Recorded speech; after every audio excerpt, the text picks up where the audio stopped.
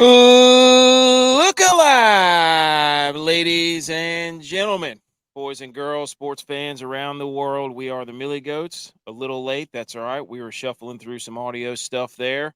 No problem at all. It is July 21st, 2024. Happy National Junk Food Day. I am AK. We got Butch, we got Tex, we got Javi, and we have the GOAT guest, ladies and gentlemen, North Carolina born. Wofford graduate, 3 top 20s in his last 4 events. Panthers fan, Braves fan, Canes fan, the U fan, 4 top 10s, 82nd in the FedEx Cup. February is when things got hot for him. He's been absolutely ripping, ladies and gentlemen. It is Andrew Novak. Oh, no. Man. Quite the intro. Thank you. No. Yes. How you doing? I'm doing good. I'm glad to be here. Are you rested up from traveling overseas? Dude, yes, it took a couple days. My wife got sick while she was over there and then gave it to me. So I was like sick the first couple days back too. So it was a perfect time to just lay in bed and then not do anything. And, EA college football came out at a great time. So who's your team on there then? I was going to ask you that. Oh, I mean, I got Wofford on there. Oh, actually, I don't know if I do that. There's copyright infringement stuff, but I paid my dues there. I think I earned my right to use them. Fair enough. We got a little dueling flag battles here with Javi has his App State jersey on. You got the Wofford in the background. For those people who don't know about the SoCon, quite a rivalry between us. So, have you won the Natty yet with said team? With Wofford, no, absolutely not. No. But I did beat App State though, like 2 games. Oh yeah, it happens once every 10 years. Just bringing back all the years that we beat y'all, like all 2 times. Y'all did beat us the year we beat Michigan. A lot of people forget that. Big bad Armani Edwards wasn't enough. That was y'all's Super Bowl, but we understand. Yeah.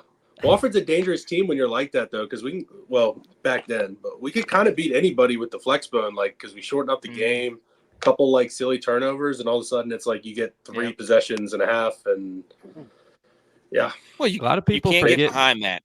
In that game, a lot of people forget that because y'all had time of possession in that game, obviously, because you ran the wing tee or whatever it was, but our guy, Dexter Jackson, who made the cover, Sports Illustrated, had all the touchdowns against Michigan.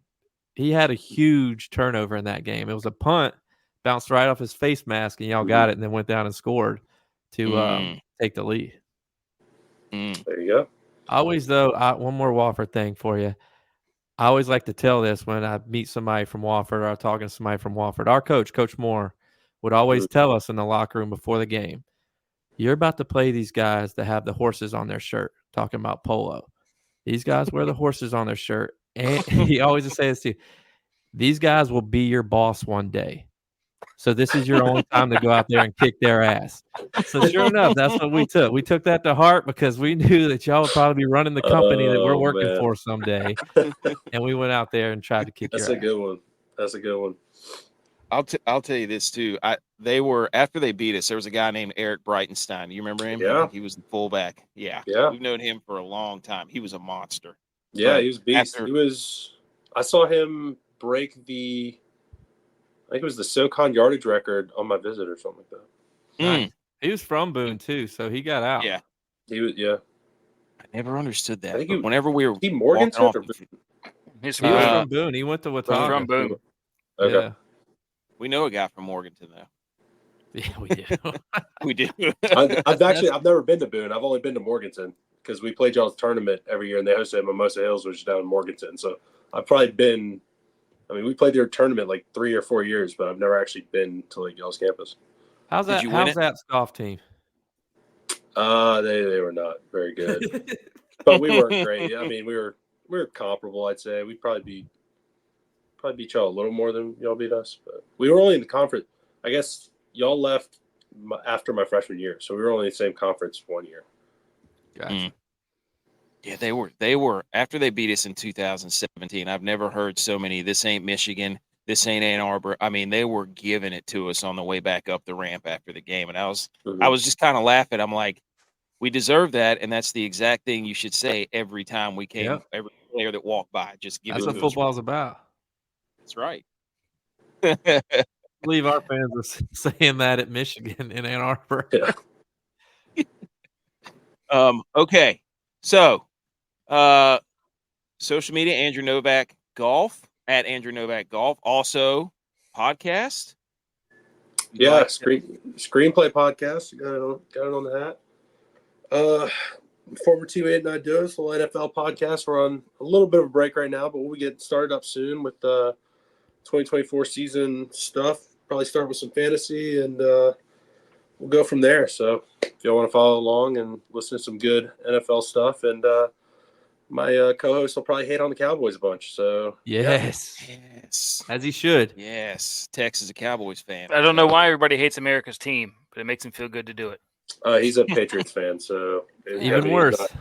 He is not any better, I promise you. Did he start pulling for the Patriots in 2000? No, he's from up there. Okay. He's all Boston, everything. It's a whole thing. But yeah. Has he been to more parades than that one kid What? that holds the sign? He has a poster. He's like, I'm 12 years old and I've been to 15 parades. Oh. He's definitely been to a few of them, I think. But he's just always been a big Boston guy. He's from up there. I mean, they get it. They actually get to win stuff. I'm stuck here being like a Panthers fan. Gosh, yeah, you've got quite the interesting. So you got Panthers, the Hurricanes, obviously, and then the Miami Hurricanes and the Braves. Do you put the Panthers at number one, or do you put the Hurricanes, or I mean, how do you? It's tough. It's tough. Probably Braves on the back burner a little bit. I mean, I do love baseball, and I love going to Braves games, especially at their new ballpark. It's awesome. But I'm not like sitting watching every game of the regular season. I just got to know why the Miami Hurricanes, because you're a little bit older than when they were actually really, really good. That's a fair question. I'm not, though, because I got into football, loved it from a young age, and when I was 5 or 6 years old, they were nasty. That was 2000, 2001. Okay. Yeah. And I had no Ken Dorsey. parents had no like I had no team to really root for. I guess my mom went to grad school at like Duke, but I wasn't going to be like a Duke fan. No, not doing football. That. No, so they were really good. So I guess you can say I hopped on the bandwagon, but the last 20 years, I think I earned my spot rooting for them. So did you want to be a part of the 7th floor crew? That would have been sick. I haven't met Greg yet, but one day Greg Olson and I are going to be golfing buddies. Don't know when. Yes. It'll happen. Yes. He's a good dude. I've been fortunate enough to meet him a few times, and he's a good dude. He lives up here in Charlotte. Yeah, because and that's another. He was at Miami. He was very good, but then he went to Carolina as well and did some great things. There's been only a few guys that have done stuff like that. Him, Dan Morgan, and of course now he's GM. So love Dan, and then John Beeson did it for a bit before he went. I think he was with the Giants for a bit and stuff. But not a ton of Miami guys ended up in Carolina, so it's always kind of special when that happens. Yeah. So this season's been pretty good. I was looking back and I'm like, February things got hot. The waste management is when you went on a pretty good run there, and then recently too. I mean, things are clicking. I mean, so give the people a little bit of peek inside and be like, what changed? I mean, the waste management, obviously an electric tournament. So what's been going on? Yeah, early in the season, my first few events I really struggled, but that had a lot to do with just my practice schedule and basically where I was mentally. Coming out of the fall, I did not want to I didn't want to see a golf club. I didn't want to do anything. I played so bad last fall, I almost lost my card, and it came down it came down to the very end, some crazy stuff, but I managed to keep it. But I was so done with golf. But it was like December already. It was the end of November, and then like the season was starting back up in January, and I wasn't ready to get back and grind and get my game where it needed to be by the time the season started. Like I rolled into Sony not prepared, I mean, I would have been miserable if I had tried grinding before it and stuff like that. So I think it was still it was good that I took the break, and it just kind of, it is what it is. Like that I just wasn't clicking on all cylinders when the season started. And I did a few things, I guess, okay at Sony, but it was pretty much just all bad. I drove it like horrendous. And then I rolled into Amex like putting contest, and got to make a million birdies. And I still didn't really know where I was driving it, and I wasn't making any putts. And so I was like struggling there. And then I got to Torrey, and by then I kind of like, okay, I had a couple weeks under my belt. I'd worked with my coach, and things started kind of coming together a little bit more. And I was starting to like, okay, season's getting started. Like, I'm cool with this. And Friday of Torrey, I played the South course, and actually put together some like good swings and did some good things. And I missed a cut, but it was like I gave it like a really good run at it. And that was kind of like the point where I was like, all right, I'm kind of back feeling some things. And I had a week off before Waste Management after that, and then like put some good work in at home. And then obviously it was my first time playing Waste Management, and I wanted to really I wanted to play well in front of the crowds. Like I wanted the full experience. And so it was definitely a goal of mine. And it just, everything kind of came together, and I was just swinging really, really well kind of then, and that rolled into a really nice 3-week stretch. Fantastic. And when you're hitting the golf ball like that, it's kind of like, it's got to feel really good, because I've hit like 1 or 2 good shots in my life, and I'm like, man, if you do that a lot of times in a row, that has to feel really good. Yeah. It's so those, like, that stretch of weeks, it was a lot of, it was so ball striking focused, because Waste Management, those greens are pretty firm. Like, you had to hit some pretty good shots. It was kind of some like sketchy weather. We had really cold weather. There was a ton of like delays and stuff with rain. So I was playing like a little long, and then that Mexico course is really long too. So a ton of long irons there. And then Honda, you have to hit it straight just because there's trouble and crap everywhere.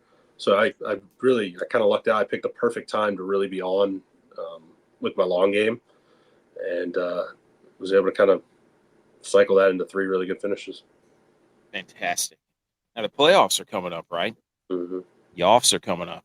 And is it top 70? Top 70. So outside looking right now. Yeah. Yes. Currently 82nd. Is that correct? 80. Yeah, I think the update, I just got the text. I think I'm 84th now with like Open and Barracuda factored in.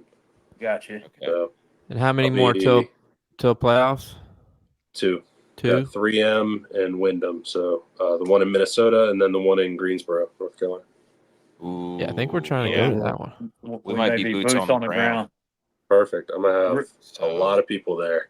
Nice. Four caddy. You have a lot of 4 caddies. You see the guys with all the O signs for the birdies? That's us. Good. Yeah. Might need to recruit more than just y'all 4, though. Yeah. That's what I'm talking about. Well, there's 8. We got 8. There's 2. We each have 2 arms. We can paint our chests. That's 3 O's right there. That's 12. Perfect. That'll get y'all kicked out immediately, but perfect. Who are those guys with? Never seen them. Wait, what? I did not see that at Waste Management, which I'm kind of surprised by. That, like, you would think that'd be like the one place you saw something like that, but I guess nobody went for the painted chest quite yet. Get it going next year. Just credit Actually, us. maybe there were. No, I don't think there were. I'm 16. I can't remember. I don't think there were. They were too busy drinking beer. No, there was plenty of that. Doing snow angels in the bunker. They were doing that. I remember seeing that video. Okay, so we're going to do a couple of icebreaker questions. All of us being from the Carolinas here, I think we all have our I'm just going to do some rapid fire here and see where this leads us. First one is, if you're from the Carolinas, we have the beauty and the privilege of having the beach on one side of our state and the mountains on the other. So the question is, mountains or beach? Mountains. I like the mountains. I live at the beach, but I'm a mountains guy. I would agree with that. I love the mountains. Don't get me wrong. I live close to the beach now too. But the mountains, living there when it's like winter for like 8 months out of the year is pretty tough. But to visit there, tough to beat. Tough to beat. I like the golf in the mountains better too in the Carolinas.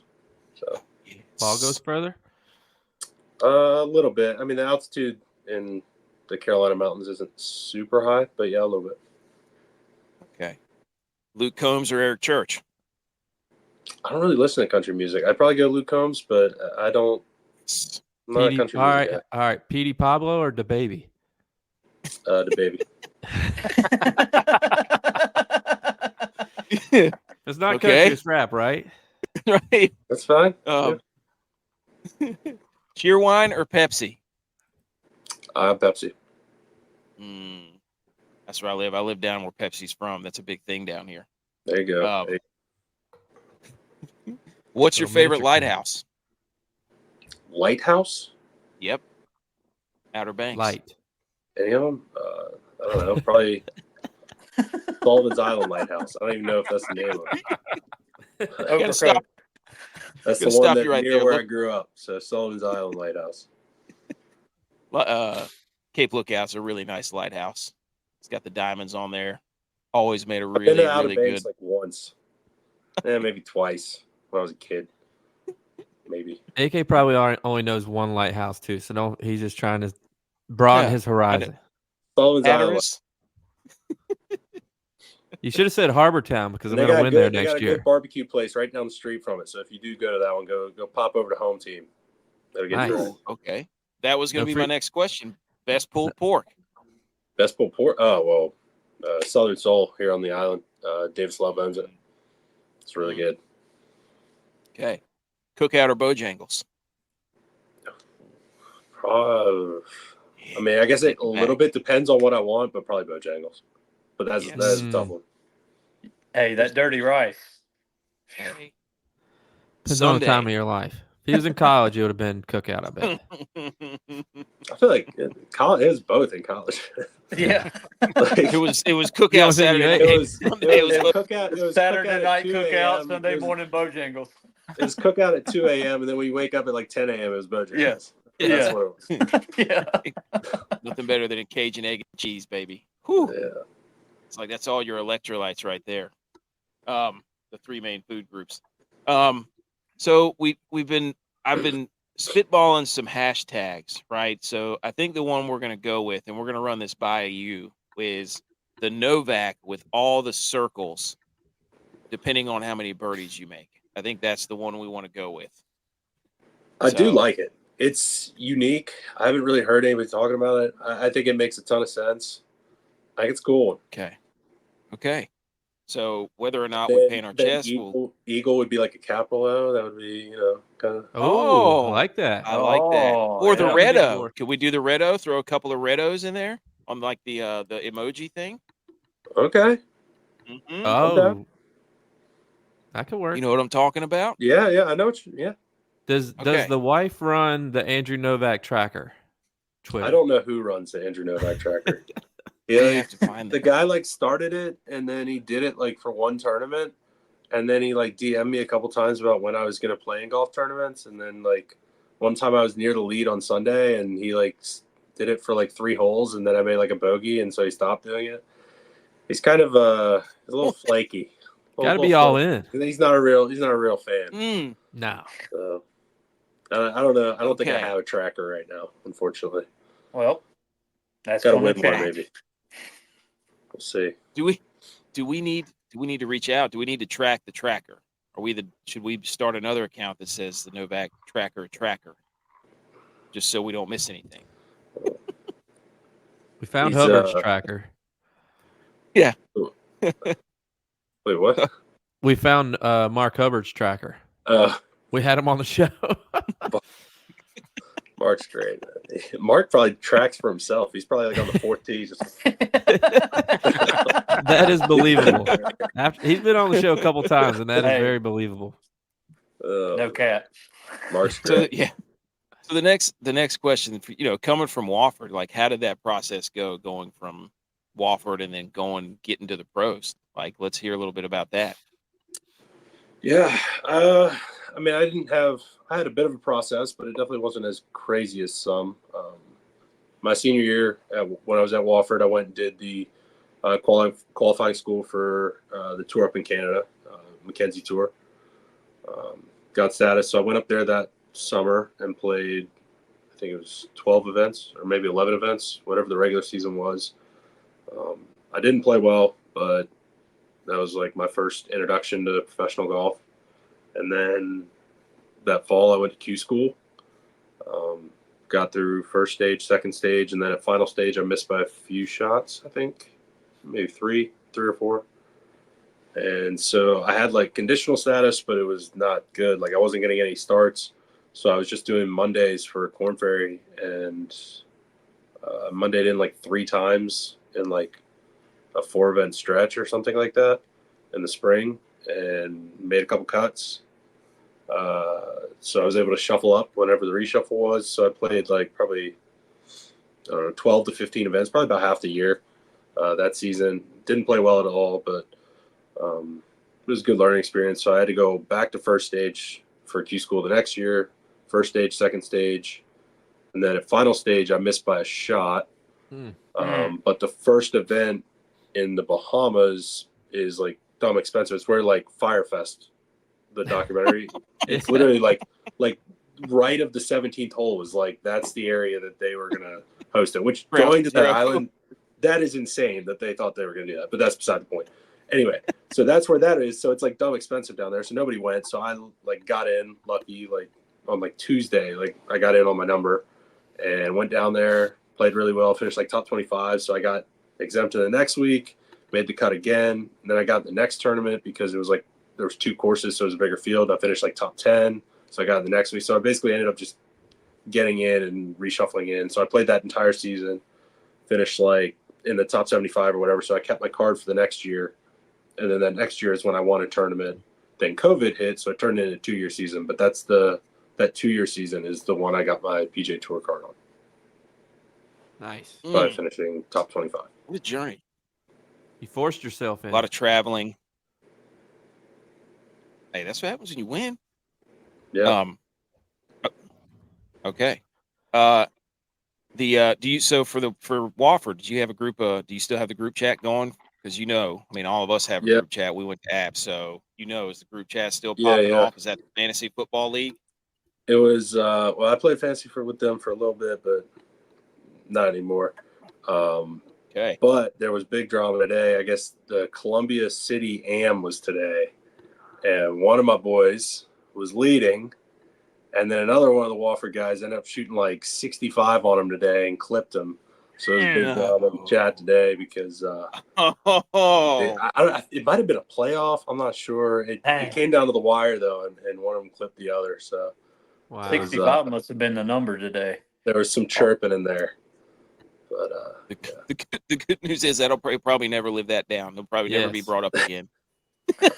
Yeah, so it's always good when there's chirping and you're not involved. They can't chirp me. Come on. It's unchirpable. Nah. Chirp Nowitzki. No, they chirp me all the time. Whatever. Before the next segment, we do have a question from the audience. Bear with a Machine Gun wants to know, what's your favorite course? I think it's going to pop up here. In general, in the world?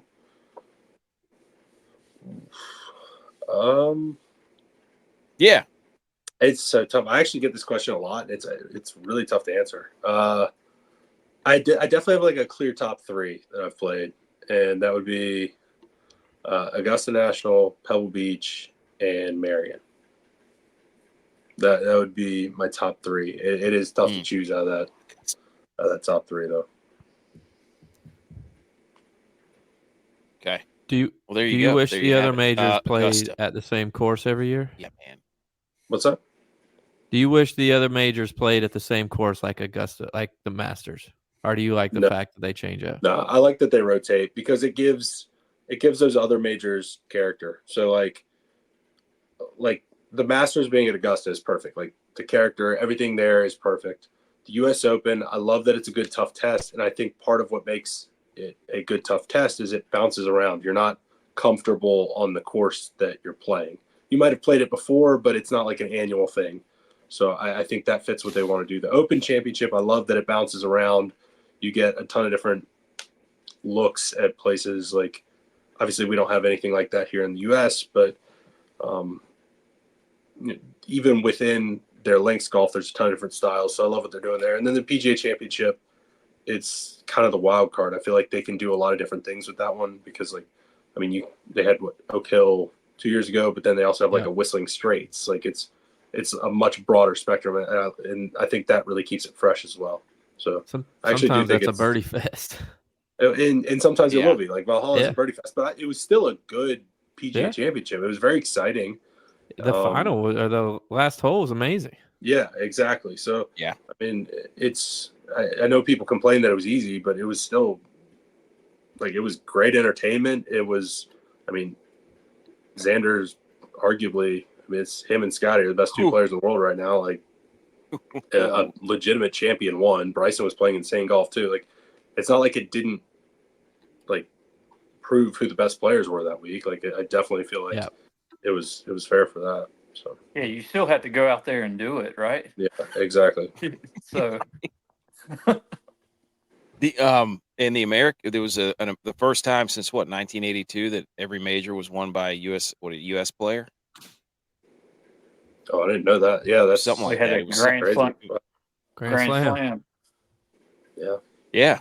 Take that, Rory. I just want to say too, the last time that happened, the 49ers won the Super Bowl. So just go ahead and put that in your little tickler files, boys. We could win the Olympics this year and take the clean sweep. Ooh. Oh, has that ever been done? Last time that happened, the Bills won the Super Bowl. Olympics have been there are 5 rings on the Olympics. Ooh. I'm just, so to give you a little background here, I'm a 49ers fan. This is going to kill you because we're all from North Carolina. We're about to get into this. Okay. You're welcome. J-Vi is a Bills fan. And it's, you're right, what, for CMC? Yeah, exactly. You're welcome. And then the two on the bottom are Cowboys fans. So all of us being from North Carolina, none of us are Panthers fans, but one of our best friends is a Panthers fan. I mean, I respect the Bills. Bills are respectable. Right. America's team. Jim Kelly, we're cool with that. So red, white, and blue. You're welcome. Yeah, we like them too. Look, none of us are Panthers fans because when we were growing up, the Panthers didn't exist. So we had to choose our teams before the Panthers were even there. Yeah. Here's my Panthers Coke bottle. The Panthers have not done a good enough job of flipping other fans locally. If they would win more, and if they would make the game day experience like a little bit more exciting, there's just not enough identity to the stadium to what's going on. Like it's too nice to other teams coming in. Like other teams will frequently have more fans than Carolina. Yeah. It's like not a hostile environment at all. Like we are somewhat it's sort of SEC country. Like you can't go to like Williams-Brice and wear like a different jersey and be okay. Like fans are going to be giving you crap. Like clearly fans can be crazy and like get into it in the area, and they just don't really do it for Carolina Panthers football. So they need to win more games and win over some more of the fans. I think that would and what's crazy is this might be the only nice thing I say about the Panthers. They should, because out of two of our 3 teams, the Panthers have made the Super Bowl more times in the 2000s than our teams have. So they, people should be on board with them, but it's the other years where they're last in the NFL. My first playoff game I went to was Panthers Cowboys back in like 2004, I think, when we got through. I don't get it either, because the one time they were really good, like almost 10 years ago, when they were like 15-0 or 16-0 or whatever it was. Yeah. And the city was just buzzing. And then after that, it just went right back to where they were. Yeah. Like, I don't get it. It's fair weather. It's fair weather. It's just, that's how it is. Well, and Charlotte's a transport city too. So it's like nobody's from Charlotte. Everybody here is from somewhere else. So that's why. Yeah. Mm-hmm. That's the thing. Like when they are good, people will like show up and do that because they can. It's a thing to do. But they always have their secondary team. Yeah. When you've been bad for a long time, nobody's going to really support it. The Canes, it's a different story. Canes those people are nuts, man. Yeah. Those fans are insane. And I think that's why some people are saying that they want, I guess people wanted to move Carolina from Charlotte to Raleigh area, I guess, because the fans are way more rabid in Raleigh, Durham. But the Canes have been good for a little while now, and so the fans go nuts. But 10 years ago, the attendance was not so great for Carolina Hurricanes hockey. They were bad for a good 6-8 year stretch before they kind of got everything squared away and started playing really well. And they got Rod the Bod, baby. Yep, they got him, and he's locked him in for a while now. So yeah, it should be good for a while. Yeah, I'm glad I was kind of worried they were going to let him walk, but I'm glad they kind of re-signed him. It's fun watching our style of hockey. So. Yep. Oh my gosh. Oh yeah. Ask KK about that. You want to make you want us to hurt your ears again? I'm a Rangers fan. Jay Vi's a Buffalo Sabres fan. Butch is a Sabres fan. Tex is a Penguins fan.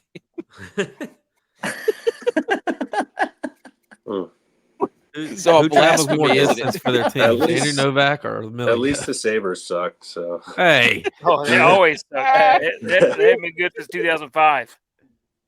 Look, they're trying to beat the Bills' streak of longest time without making the playoffs. The Bills were 21 years. Yeah, okay. I got my caddy's from Erie, and he doesn't have a hockey team, and he still refuses to pull for Buffalo. So, jeez, wow. He's like, I think I might just be a Rangers fan. I'm like, no, yes, okay, yes, can't do that. Yes, I think he's officially committed. Well, he's probably a bit of a Lightning fan now. He's got family playing for Lightning, but that's beside the point. Let's go. Okay, now. We've broken the ice. Now we're going to get into some super serious questions where we're all going to be shooting 7 different kinds of smoke. And then at the end here, we're going to put up a little graphic of our 2024 Panthers hot takes, and we're going to let you educate us, if you will, on why we should change some of these takes if we need to. So we're going to hit a little segment break here, and J-Bi will play that. Shh, everybody, shh.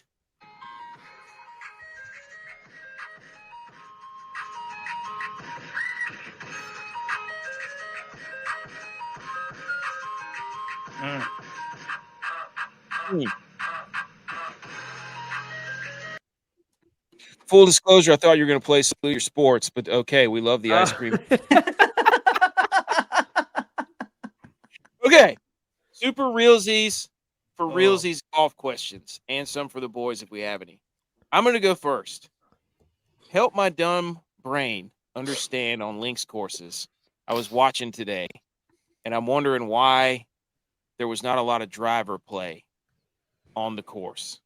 So I'm sitting here thinking pretty wide fairways, pretty gettable greens, but people are hitting irons.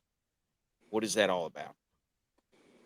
Yeah, I was kind of with you on some of it. There was some, especially on, I guess it was yesterday on one, everybody was laying back. It was downwind. I think Mackenzie Hughes was the one guy I saw pull driver and drive it up by the green. And I thought that was kind of nice. But generally, the reason you're going to see a lot more conservative play off the tees is the bunkers. The bunkers are so much more penalizing. Yeah. If you drive it in a bunker, you're just chipping out. So a lot of the time, you have to lay up short of the bunkers or at least try and take them out because, it's a true full shot penalty almost going into them. And you really don't know the rollout too, right? It isn't a pretty big rollout. Yeah. So So you really can't gauge that. Yeah, there is definitely some of that. I think on the third hole there's a creek that crossed in front, and it's if you land at 20, 25 short, it could still take a firm hop and reach. So then you're definitely having to still play a bit more conservative, because the fairways aren't flat perfectly. They're very lumpy. So it could just land on a random downslope and give you an extra kick. So you got to be kind of careful with stuff like that. Okay. That's my first question. Tex, do you want to go next? Yeah. So why does nobody use the 1-iron anymore? Guys have driving irons that are probably close, to what the loft of an old 1-iron would be. But for the most part, 5 woods and 7 woods are just more practical. Hitting into par 5s and being able to land it soft on firm greens is much more valuable than what maybe a 1-iron can offer. It might be a little easier to hit a 1-iron off the tee, but technology for 5 woods has come a long way, and they can still keep the spin down a little bit. I guess it's not so much with 5 woods; it's more the shafts that they put in them. They can still keep the spin down a bit off the tee, and but you still get that extra height. So I think just technology has kind of replaced the need for that kind of club. Okay. J-Bye. Yeah, I got one for you. So, when I'm doing this fantasy stuff, I like to see who you're paired with and try to like get in your mindset of like, oh, he's paired with Scotty Scheffler. Like he might try to chase him, which might hurt his game if he's not, a chaser. My question being though, when you're paired with an amateur at an event, do you look at it as like, dang, they don't respect my game, they're putting me with an amateur? Or is it like they must think I'm a good mentor and I can talk to this guy and tell him some good tips along the way? So, are you talking like a pro-am, like a Wednesday, or are you talking like how Nick Dunlap was in the tournament, like as an am earlier? Yeah, like the Nick Dunlap Dunlap competitor playing with you. I mean, I know those guys are good golfers and should be playing, but he's still an amateur, Yeah. No, I mean, right now, the category I'm in, I wouldn't get paired with an amateur the first 2 rounds because amateurs that get in would be sponsor exemptions, so they'd be paired up with different people the first 2 rounds. But I guess like my rookie year, that could have happened, but I didn't know there were just categories. Look at it like I'm a rookie. Yeah. Like I'm gonna, this is who you get paired with when you're rookies. I've always wondered that. How do they do the pairings? And it is random. It is random, but it's like you're in pots. So like I could be with anybody, but it's anybody that's within the same category pot as me for the tee times. Just Gotcha. That's for the first 2 days. Then weekends off the leaderboard standing. But right. How are the pots? I think there's is 3. It like there's like 3 different 100? categories. There's 3 different categories. So however many guys, it's not an even amount in each because like it depends on the event, but it's not an even amount. It's like the top category is like tournament winners and like the top guys, and they slot into the middle of the wave. So that's like your featured groups. And then I'm typically early in the wave, and I'm in like the fully exempt members. So like top 125 from the previous year. And then the end of the wave is like your Korn Ferry graduates, like your rookies. And then Monday qualifiers, sponsor exemptions, stuff like that. That's interesting. Bush, did you have a question? Well, or did you just ask your question? No, but coming up, you got the Twin City 3. What is it? 3M. 3M, yeah. 3M. What's your game plan? It's it's tough off the tee. You got to drive it well. There's a lot of water. Rough's pretty nasty. So I think Lee Hodges won running away last year. 24 under. Yeah, Matt Wolf is one there. Tony Finau's one there. I think Lee drove it really well there last year. I think he was hitting it really well. So you pretty much have to drive it well and ball strike it, and then it's just once you're in position, then it just kind of comes down to whoever's making the putts that week. The greens are really good there, so it is easy to kind of get hot with the putter and make a bunch of putts. Mm-hmm. So hitting fairways. Yeah, like you pretty much have to play that course from the fairway because the rough is nasty and there is like crap everywhere. Is it rather straight or is it a bunch of dog legs, or you just got to dodge water? It's a bit of a mix. It is definitely a bit of a mix. There's a few tee shots that definitely turn, a couple tougher tee shots, and a lot of water. Yeah. What is 3M makes what, printers? They make a bunch of things. They do like Post-it notes. Oh, okay. They made like all kinds of office supplies. Yeah, 3M's technology is specifically foam and adhesives and things that the adhesives stick to. There you go. Yeah. They have other categories where they have some plastics and things like that, but a lot of what their business to business stuff is foam and the adhesive specifically that they do. So would they? X is Would our they business fall guy. in? If you haven't been Yeah. able to tell, You haven't Yeah. said anything for like Would 30 they fall in minutes. the tournament winner category? Encyclopedia. Knowing exactly what 3M is. Oh man. He's like, no, guys. These are I got a question. adhesives I and mean, I can foam. see myself in his sunglasses, like on his screen, So- and he hasn't said anything the whole time. He's coming in knowing exactly what 3M is. So Goodness me.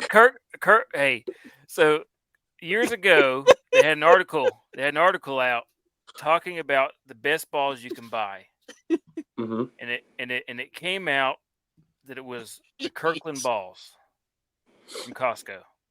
Okay. Okay, so if you were ever in a pinch and you needed to find a ball close, would you ever go to Kirkland and use Costco and use their balls? In a tournament? Oh yeah, the tournament. The best. They were rated the best balls. They were rated the best balls you could buy. I think I could probably find some Strixons and make it through the week. That But has been the consensus answer. bang for In your a buck. tournament? Bang for your buck. The Kirkland balls could work, although that was pre getting sued. So I don't know. That's right. I don't know if they got the same thing going on anymore. You might have missed your window for that deal. I guess that Good thing I loaded up. lawsuit. They sold them in bunches. 3M. They were the hardest ball to find there for a while. does 3M make a The ball? 3M thing. I still think that's what I'm saying. 3M. I think 3M might supply some of the cores. Okay. Question number two. Foam core. Does being a football guy allow you to play better in football weather? Do you tell yourself that before? And have you ever thought about playing in football cleats? I don't know about that. Is that allowed? Definitely made me play worse last football season. No, I'm kidding. I don't know why I played bad in the fall. I would say generally, I like to think. Well, I don't like to think it, but I do think I'm a little bit more of a fair weather golfer. I do play well at times in bad weather. I just don't like it. I played well in Canada this year, and the weather was pretty crap. But generally, I would much prefer to just play in some nice weather and beat people that way because it's just a lot more enjoyable to play golf when it's nice weather. So you think that golf should be played in a dome? No weather. I don't know if every week it should be, but I definitely enjoy playing golf in a dome because it is pleasant. Isn't that what Rory and Tiger's new thing is? Dome golf? Oh, well, that's just like simulator golf. Virtual dome golf? Right? I don't know. I guess I have no idea. I don't know when that one's ever getting going, if it gets going. Got pushed back a year or something. I don't know. All right, here's number 2 for me. So during the practice round, I work in TV production. I'm very fortunate enough to work a few golf tournaments a year. And during the practice rounds, I see a lot of guys, they'll stick one close on their practice round, but they don't finish the putt. They don't tap it in. Is that something you do? Why don't you finish? To me, you got to see the hole through. They might just pull it away. It's like I will gimme. sometimes do it. I'll sometimes do it to rep reading a putt, like looking at the greens, something like that. Or sometimes if I have like a lot of guys will play like a little birdie game, so they'll finish out putts that way. But outside of that, like the pin's not going to be in the middle of the green like it is in a practice round. Mm-hmm. Like the pins, they tuck them. They're going to be in the corners, and I mean guys will hit shots to the pins in the middle of the green because a lot of times that's where you're aiming. You're just hitting to the middle of the green, and then you will putt from the middle of the green to the corners to where the pins are. Fair. Okay. Which B? You got another one? All right. So would you pick Braves or Bananas? Mm. Baseball. Yeah. Probably Braves. I mean, I don't know. Bananas is not a fun big and fan cool of- what they do, but I'd rather go to like a real game. That's just me. Have you ever seen the game where they put there was some team, I can't remember where it was. They put black lights in the stadium lights, and they Yeah. played like whatever it's called, electric baseball or something, and it was Mhm. absolute insanity. So Hopefully nobody did some premature stuff beforehand because the black lights would have shown. yeah, that would be an awkward situation in the stands. Was Willie around? Is the thing. My final golf super realsies question is: you shot a bogey-free 64 2 weeks ago without a 7-iron. I want to hear that story.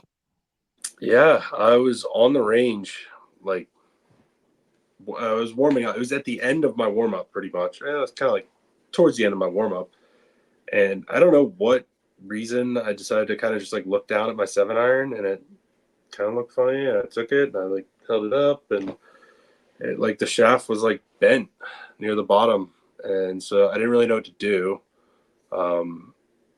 I knew like because they'd like changed the rule like a year ago or 2 years ago, so I didn't really know. So I was trying to figure out like how to call a rules official. Like usually you tell the score with your group, but like how do you call a rules official if you're not even started yet?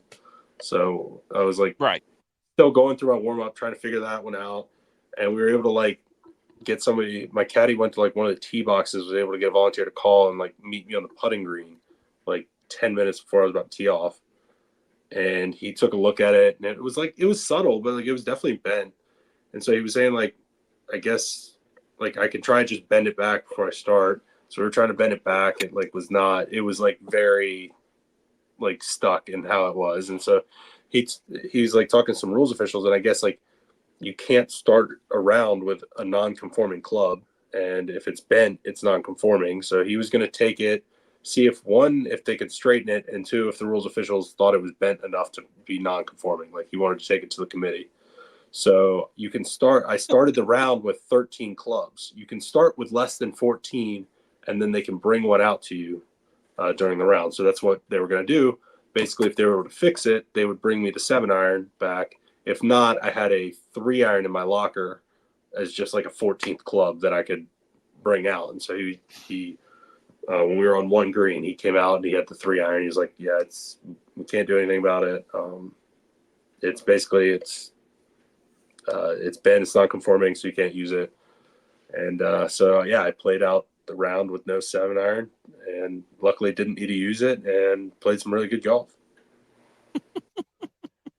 Is that your top club? Obviously not. I hit some good 7-irons, but we played it like my caddy and I played around it. There was a couple times where hitting a certain club off a tee could have put me sort of near it. And so I just played the hole a little bit differently to basically avoid putting myself in that situation. And it worked well. And luckily no par 3s were like 7-irons that day, because that would have been kind of rough. But. Literally. Yeah. Exactly. Yeah. Can't hit a 7-iron. I can hit an 8-iron, but I don't play. I have 2 kids. I don't play golf anymore much, but I would like to play golf. But twice a year. Okay. Twice or once a year. Free for all segment. This is 7 different kinds of smoke. We're going to be coming all different directions here. Okay. I want you to power rank these North Carolina staples: Cheerwine, Pepsi, Krispy Kreme, Bojangles. Power rank them. Bojangles, Krispy Kreme, Pepsi, Cheerwine. You're not a big Cheerwine guy, huh? That's a tough crew to beat. It just, I'm not like huge on the sodas either, so it's yeah, I can throw. Wild cherry Pepsi is a lot better than Cheerwine anyway. Let's I've not had it. So. All right, J-Val, you got a question? I do have one. If you had, so I don't know if you saw last night, the WNBA All-Star team beat the U.S. Women's National Basketball team, women's, whatever. So we know who the guys that are representing the United States in golf are. Mm-hmm. Do you think you could put an all-star golf team that could beat them? Ooh. And who would it be? Wait, so you're saying we know who you're talking about the U.S. Isn't it gonna? Yeah, the Olympic team is Scotty. It's Scotty, Xander, Xander, Colin, and Wyndham and Colin? Wyndham. Yeah. Well, right now, with how Wyndham's playing, like, maybe. Let me think. Who would be your all-star team that would compete against it? It depends on where we're playing at. Like, if I can get somewhere where I can open it up and just throw Bryson on my team, that's kind of nice, right?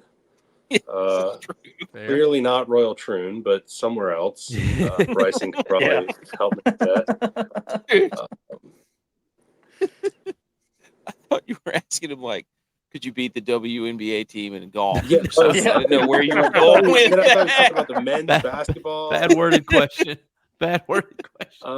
Yeah. I mean, it's just golf. Like, I think I could put a squad of 4 together and we can beat those guys. They're very good, and they might beat us more times than not. But yeah, we can take them down. Hey, like Little Giants, you just need one time. Just takes one, baby. Just takes one. Tex, go.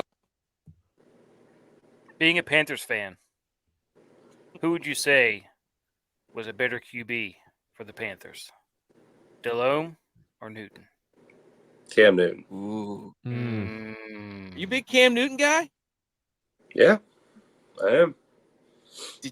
Before we just decided not to field an actual offensive line and got him killed and broke his foot and shoulder and he couldn't play football anymore, he was a really, really good quarterback.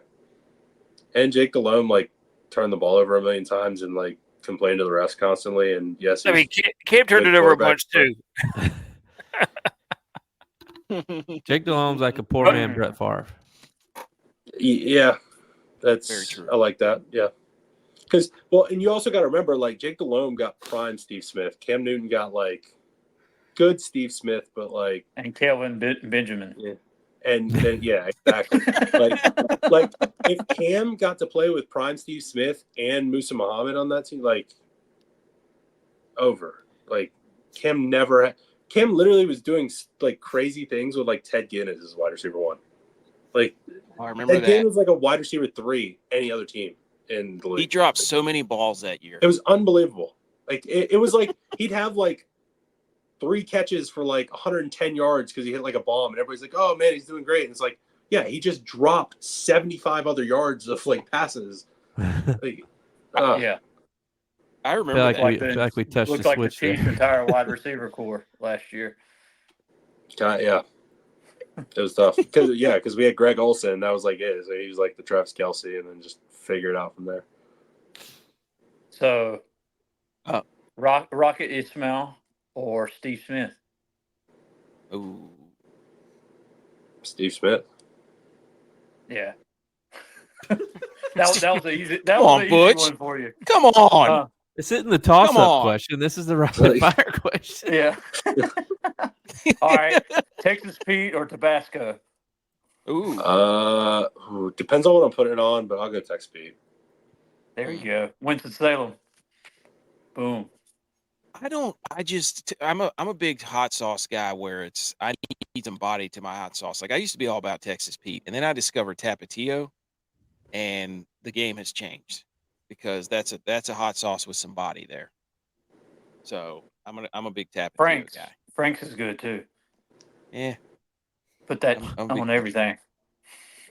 Now, I saw that I want to bring 2 things to your attention for you going to Wofford.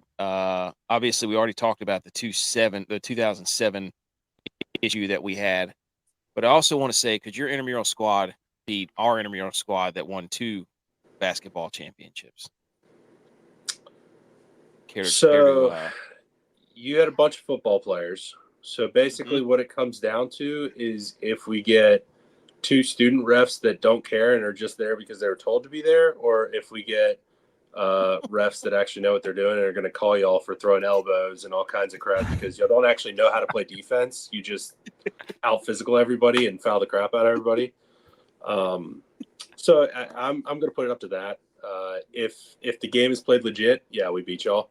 If y'all are allowed to just pound us down into the ground, then yeah, y'all are probably going to take us down. We're just a bunch of golfers. Like, we're not going to out physical you. Sorry.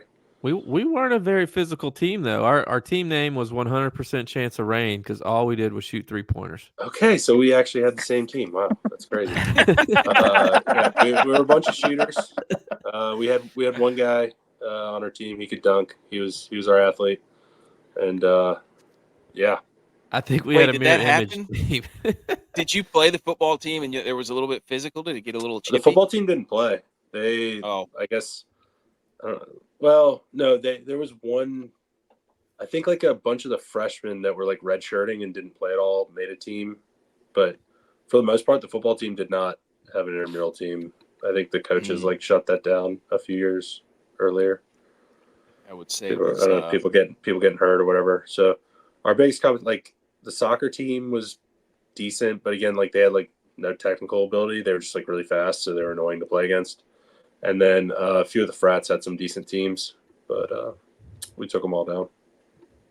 Just one championship, two. Just one, my senior year. Okay. But it was it was a big one because there was two leagues. Like it was separated. There was enough teams where they did two leagues because Wofford's small, but they did two leagues, and we ended up winning our league. And the other team that won their league started chirping. They were like talking all this crap. So we were like, all right, run it. And like we talked to the intramural guy. He sent us some refs for a game, and we did a tournament of champions, and we took them down too. So we actually got two T-shirts. We got two champion T-shirts. I say that's that's 2 wins. Would you get one that said Wofford, another one said Terrier? They both. I think I got one that was black and one that was gold, and they both said Wofford intramural champion. There was only two colors. Do you still have them? I got one of each. Oh. Do you still have them? It's probably I probably have one of them in my closet somewhere. So our other guy that's normally on here, he always likes to ask this question to our guest that comes on, and it is, you are a WWE wrestler. What is your walkout song? And if you had to create a tag team with another PGA golfer, who would be your tag team partner? Okay, so I'm going to go walkout song, 300 Violin Orchestra. And I'm walking out with somebody big. Can I get Taylor Pendrith's caddy? Is that fine? Yeah, sure, go for it. He's technically on tour, right?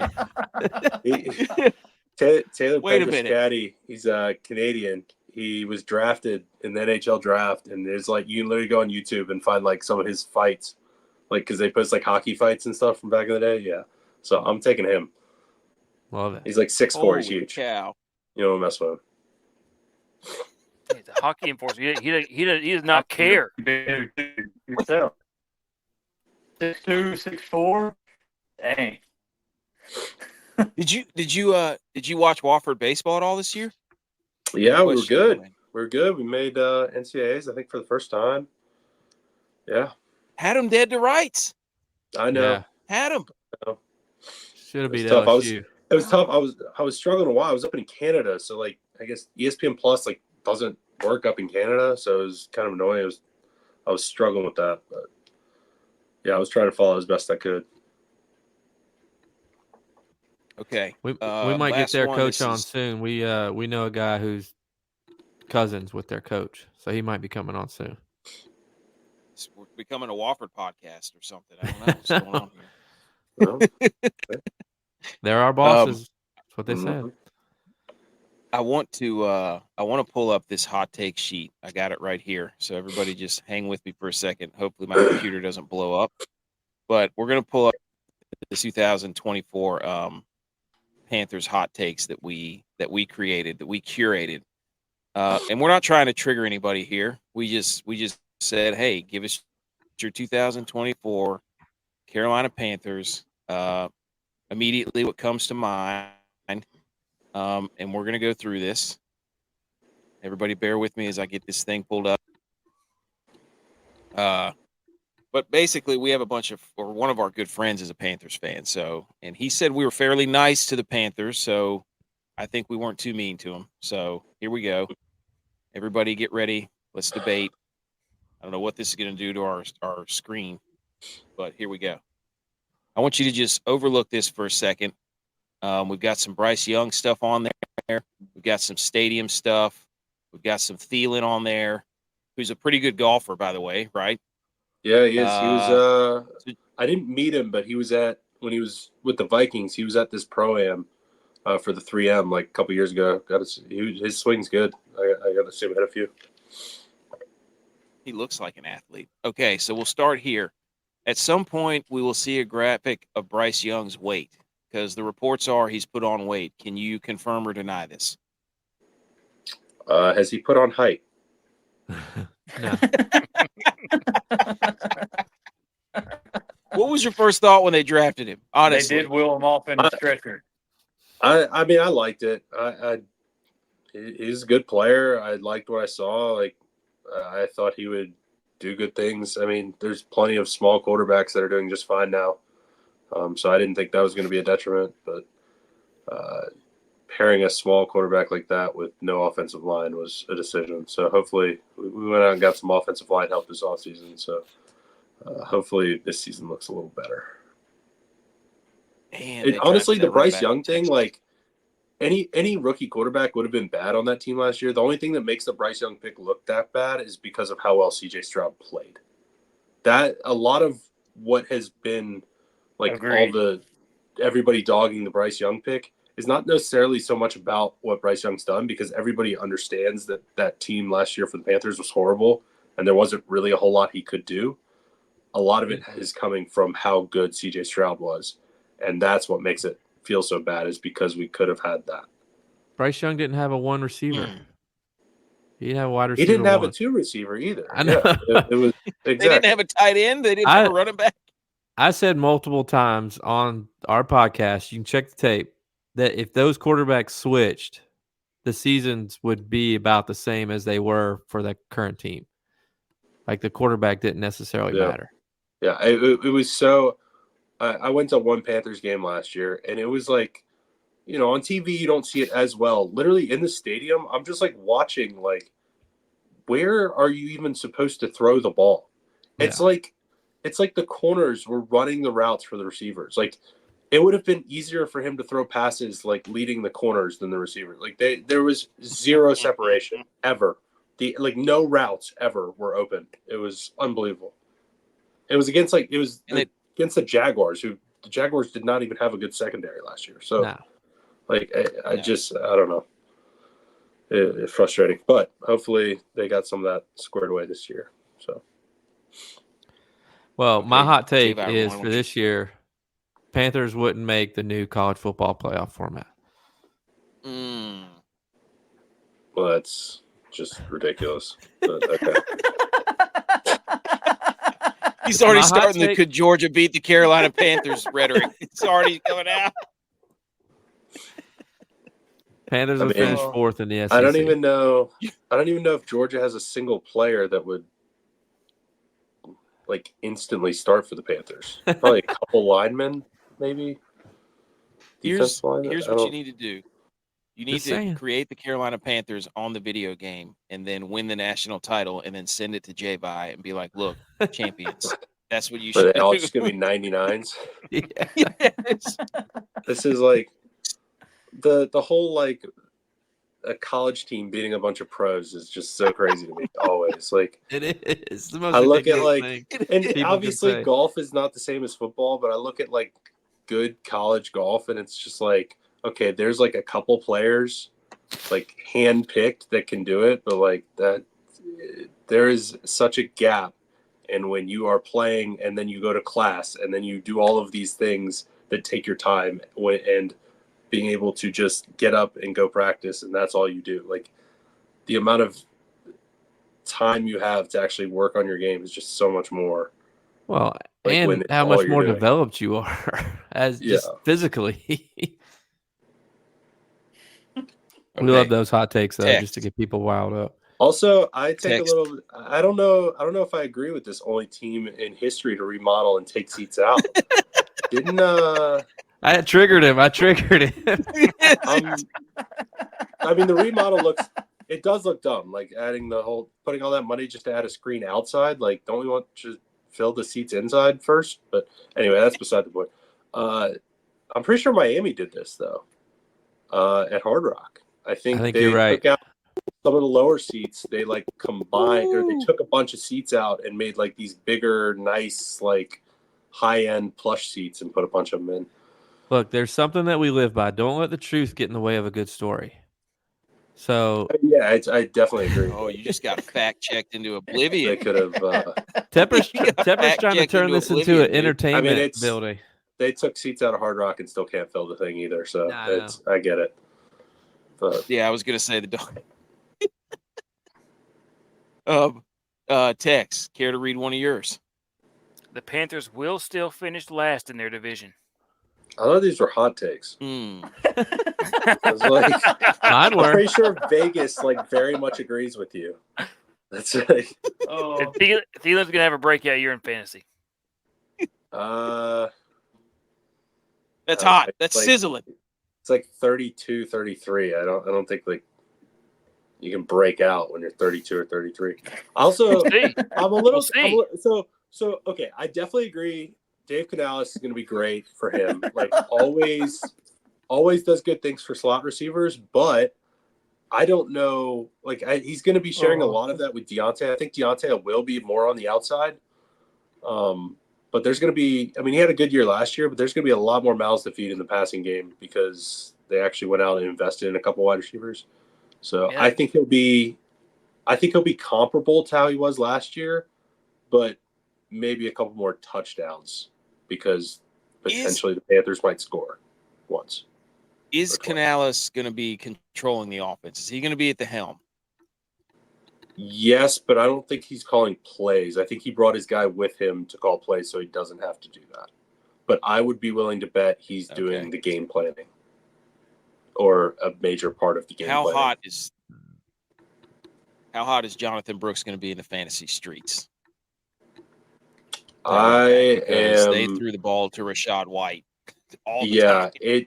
It depends on what it is. If it's hard redraft, if it's straight redraft, I'm a little wary because I think coming off that injury, he's going to be at least 6 to 8 weeks before he's like even close to like full speed or looking good.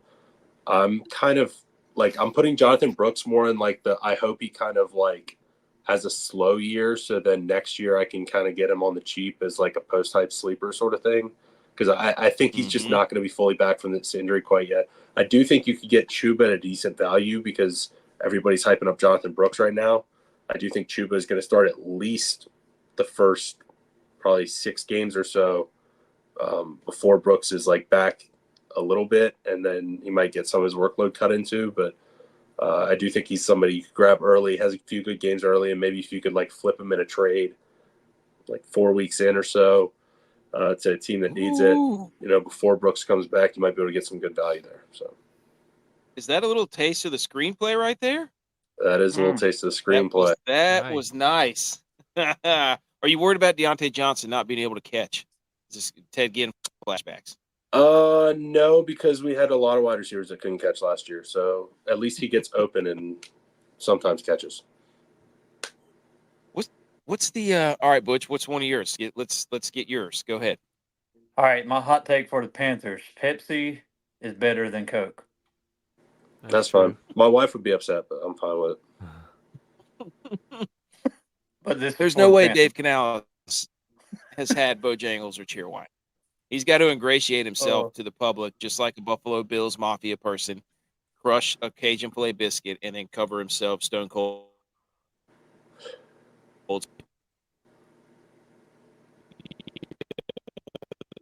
So that's all I'm going to say about that. Do do you think they have a shot at all at the division? What are your expectations for the Panthers? Come on. I mean, I think the division is pretty soft right now, so I don't think it's completely impossible that they could be sort of in the running, because like realistically, like 9-8 would be like definitely in the running for the division. I think you win. Wait a minute. You can't call me delusional or having a cool take for them finishing last and then coming and be like, oh yeah, 9-8 is realistic. No, I'm saying 9-8 is realistic to maybe win the division. Oh yeah, it is every year, dude. Every year, that's what happens. So the division is like crazy weak. So like, if the Panthers are, if I think they're going to win like 5 or 6, if they could win like 5 or 6 games, well, if they go like 2 games over that, then they would sort of be in the running for the division. I don't think they're better than the Falcons. I think the Falcons did enough that the Falcons probably would just win the division. But with the division being as weak as it is, I think that through like 10 weeks, the Panthers could sort of just be like hanging around 2 games out or something. But I don't think it's sold on the Falcons though winning that thing either. What's that? Are you sold that the Falcons are the favorite? I think the Falcons are the favorite. With Kirk coming off Achilles, and then you got what's his name? I think I don't know. I think the Buccaneers are going to take like a little step back, and then the Saints are kind of just like in a very weird spot right now. I don't really know. It's like nothing's like great, but like I feel like the Panthers definitely look like the worst of them, but like they're all just kind of like I could all see them being pretty bad, so I guess anything could sort of happen. I don't see anybody get. I don't see anybody like 12-5 out of this division. Like that is not. I think if any team gets a little bit hot, they're gonna win. Yeah, like they win like 3 games in a row. Like I think that like. Thanks, dude. Hot take. 3 wins. I said in a row. Like if you get a little hot, win 3-4 games in a row, you're gonna take yourself a little. NFL, 3 games in a row. Because like 10-7, I think wins the division. So yeah, you're just like 500 the rest of the year and a little 3 wins. Yeah. There you go. Boom. Easy. Deontay Johnson. I'm not going to let these Cowboys fans bully you. You're talking. Wait. Deontay Johnson's catch percentage last year. No. 58%. 87 targets, 51 receptions. It means he dropped. Okay, yeah, but that's Kenny Pickett. Like, what? How many of those are Johnson catching the ball? No, that's not catchable balls. Okay, he's targeted. Didn't catch. Yeah, they still have to have not a reception. Well, how is that his fault when Kenny Pickett's thrown in the 3rd row? Yeah, I'm just saying. Career. And Mason Rudolph. Yes, 61%. He has had issues with drops. I agree. 61%. I agree. He has had issues with drops. I don't know about Wofford, but where I went to school, that was failing. Wofford, we don't throw the football. What is this targets thing? Run the damn ball. Targets? You mean a pitch? Is that? Flip it back on him and ask him why Dak Prescott hasn't signed a new contract. Why can't he win a playoff game? Why did they get run out of the building by the Packers? He can win a playoff game. The Cowboys are going 8-9 this year. It's fine. Hey, the Panthers have won more playoff games in the last 10 years than the Cowboys have. Not very good. The last 20? Pretty sure we've been in the playoffs once in 10 years, so that's not very good. Adam Thielen's career catch. There it is. There's the Burns. I want to go to water cooler debate. Any final thoughts on the Panthers? Yeah. Any final thoughts on the Panthers? Yeah, I mean, if we win like 6 games, I'd be pretty happy with that, I guess. I feel like we're going to do the normal, like, annoying Panthers thing where we start like 3-11 and we're looking really good for like a top 4 pick, and then we'll win like 3 games late randomly to make sure that we pick like 8th and we'll actually have our pick next year. We're probably like 1 year away. They did a lot of good things like building the offensive line. I think there's going to have to be a little bit of work done to the defensive line next offseason to get that squared away. And then obviously you're hoping that Bryce Young like puts it together, but it's a bit of a rebuilding year, and hopefully like you actually see some flashes this year, because there basically were no flashes last year. That's kind of where I'm at. The Panthers will get a top 10 pick, but then they'll trade it to the Bears. No, we're not doing that again. Not doing that again. That is brutal if you're a Panthers fan. What's that? The Bears trade. Oh yeah. Well, The graphic of the Bears trade. That was brutal. yeah. But All right, we got one more. A water cooler Go debate ahead. or how dare you? Let's do the how dare you one.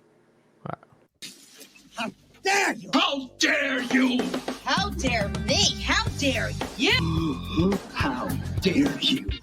How dare you, sir? You're gross. How dare you?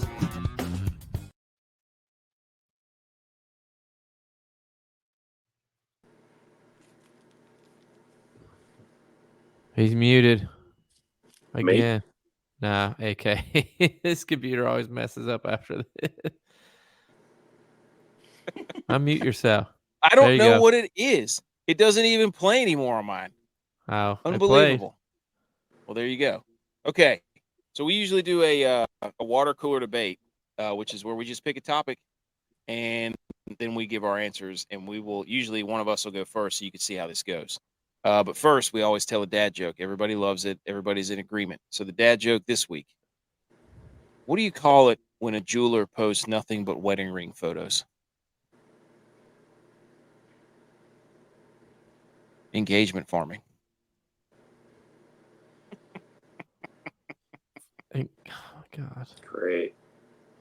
You don't have to tell them. It's good. They're always bad. There you go. They're always bad. But okay. Here's this week's water cooler debate question. What is the GOAT type of cane? And I guess I'm going to go first. Let me leave this thing off. The GOAT type of cane is the candy cane. Because it's all around Christmas. Everybody's in a good mood. Peppermint supposedly stimulates you and makes you happier. The candy cane is the GOAT type of cane. Put it on the board. Who wants to go next? I would disagree with that. Go ahead, Butch. I'm going to go to GOAT type of Kane is Kane himself. The wrestler. Nice one. Dude, he was there for a while though. He was though. Was he? He was the Yeah. dude. He was always number 2. I don't know, man. I think I'm going to go with a Cane pimp when he cane. did the I'm going to go with a pimp cane. Because everybody needs a good cane to walk with. And that's the one. Like from Dumb and Dumber? Yes. Yes. All right. Tex. I'm going with a cane pole. Because when you There got you no go. other option to go fishing, you can always use you a cane pole. The old school cane pole. Mm-hmm. Y'all are all wrong, man. Oh my gosh, it is clear and obvious. It's Ed Reed. Mm. I like that. I like that. You're right, though. There's no Hey. other dude I'd rather have at safety. That's good. No. That is fact. That's how you play the game. That's how you play the game. Yeah. We got Ed it. We Reed. got one from the stands. Super Yeah. James said Raisin Canes. I thought about that, and that is a good answer. But I Very good believe answer. Ed Reed tops the cake. Look, we played Yeah, this Ed game Reed. before. We played this game before, and it was the GOAT type of drive. And J-Vi put Donald Driver, and that thing, Mm. I mean, just mollywopped all of us. And I didn't Football even answer, think to though. go that. Football guy. It is a Hey. football answer. This is a football podcast Mhm. / golf. Right. We do we got one more little thing we do. We call it the How Dare Yous. I played that music for that. This is You where told we me to just play take the How something Dare from- You music. Yes, yes. But I'm just Go back explaining to this. We just sleep. How Dare something throughout the week. Nope. No more music. No more segues. I don't want my computer to explode. I'm gonna How Dare You Tex. Mm-hmm. No, Your Majesty, Mm-hmm. you made the comment that one cake was better than our mom's cake at the birthday party. And I don't like that's a how chocolate dare cake. you, because and you're that's wrong. fair. I don't like chocolate cake. I don't like chocolate cake. No, I'm just how dare you do that in the Okay. kitchen. So I don't like chocolate cake. She knows that. okay. My how dare you All goes out to Andrew Novak's caddy from being from Erie and not liking the Sabres. How dare you? And you can tell him that I said that, and he's more than welcome to come on the show and defend himself. But my how dare you goes out to him. Do you have a how dare you? Me? Yeah. Oh no, I did see one thing that had me questioning. There was a bit of recruiting news earlier. This was maybe a few days ago, and there's an Oregon fan talking about how they couldn't believe that somebody had paid for one of these players to commit. And I'm just sitting there like, well, you got Phil Knight in your back pocket. Now hold on.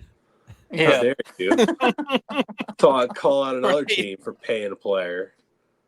Y'all are Has sitting he there heard of unlimited NIL? NIL, Nike checks and stuff like that. Come on.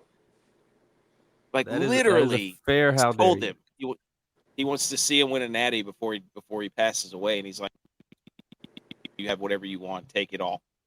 Blank check. So that's a Butch? do you have a how dare you? Yeah, my how dare you goes to AK for trying to connect all the dots to say that the 49ers season isn't doomed by saying the last time that the Americans swept all the majors was the last time that the Niners won the Super Bowl. And that means this year we're going to – that's just like the most ridiculous – that's like somebody throwing 7 darts on a board and be like, oh, well, that's the arrangement. That means the Oracle Bones say Niners Super Bowl. Okay, but also, it's significantly more reasonable for the 49ers fan to say they're winning the Super Bowl this year than a Cowboys fan. So No, it's not. No, it's not. Thank it's not you. True. It's not true. We're getting all of our defense Thank back. you. We were playing with half a defense last year. And where's your DC at? He's signed by the Cowboys. We have a DC. Where's your good DC? Mike Zimmer. Well, yeah, that's not what you asked. That's not what you asked, though. We have a DC. That's not what I meant. Mike Zimmer's a solid DC. Who? True. Who? Mike Zimmer? Zimmer. What? He got fired. He got fired from Minnesota. They don't fire coaches. Guy's a bum. Yeah, but that He's a defense bum. wasn't the problem. It wasn't. Well, hey, Dan Quinn What was the got problem fired then? as a head coach. He did. All right, this is a never-ending You see? argument. Butch, how dare you? Yeah, but Dan Quinn didn't get fired because of Dan Quinn, though. Dan Quinn got fired because of Kyle Shanahan. But, well, we see how that worked out for him. So, whatever. Tell him. That's right. That's right. The Niners ended the Cowboys' defensive coordinator's season. Well, here's the real truth, Andrew, is AK tries to tell us every week the Niners are going to win the Super Bowl. But as you may know or you may not know, a rule that we follow in golf is if you get married, your next year you're probably going to play a little bit less than you normally play. It takes 4 years to recover based on our research. Yes, for football, it's 4 years. So Brock Purdy just got married. Christian McCaffrey just got married. And Christian McCaffrey's on the cover of Madden. So down year coming for the Niners. Down year. That is a lot. That is going to be hard to cover from. In fact, I probably might need to take McCaffrey off all of my fantasy football. Yep. You do. You do. That's a bad idea. Definitely because he got married and then the Madden curse.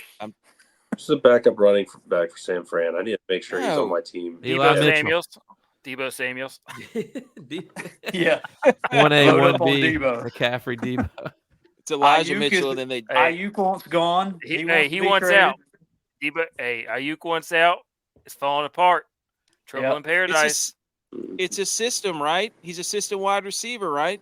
So what he says about Purdy, it's all about the system. Plug and play, dude. Pearsall, here you go. Welcome to the Pro Bowl, buddy. Ayuk is not a system wide receiver. Ayuk's legit. That dude runs wide open through secondaries. Like it is his job, but it's. We'll find out when Russell Wilson's throwing to him. He's very good.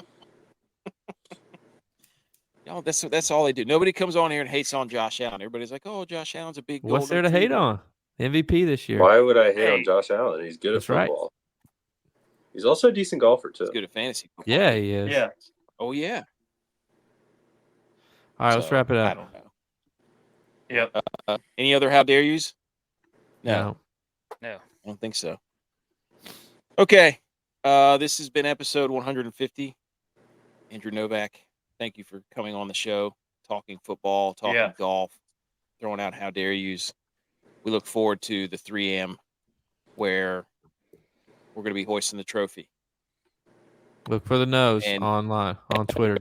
Yes, look for the O's. Look for never forget when you see the 3M marker that now you know what 3M makes, adhesives and foams, and just let that be your guide. Yeah, I assume Texas playing in the Pro-Am. He's an employee, right? So Yeah. CFO.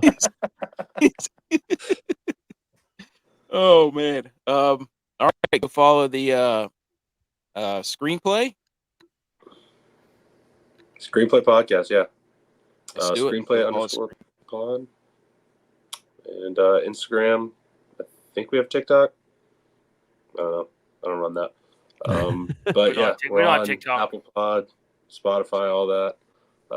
Our first episode up should be in like 2-3 weeks. So All right. Let's do it. Nice. Well, right, appreciate ladies you and coming gentlemen. on. We'll be yeah, pulling for thanks you. for having me. Appreciate it. Go win it. From 28 Go. yards. Good Appreciate it. snap, holds down, and the Mountaineers win in overtime. The field goal is good from Jason Viterris. What? And the Mountaineers escape.